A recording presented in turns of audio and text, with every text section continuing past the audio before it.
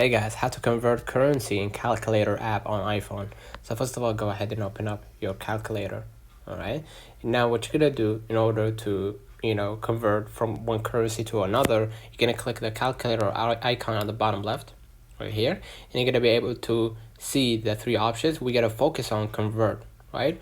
We're gonna just turn it on, basically into $1, for example, right, or 2,000.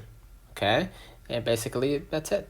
All right, add any currency and you can change the currency to add your own native currency, right, and to convert it to maybe foreign foreign country or whatever. And it's not limited to currency. You can just select angle, area, right, data, energy, right, and force and fuel, length, and then power, right? So it's not limited only to currency.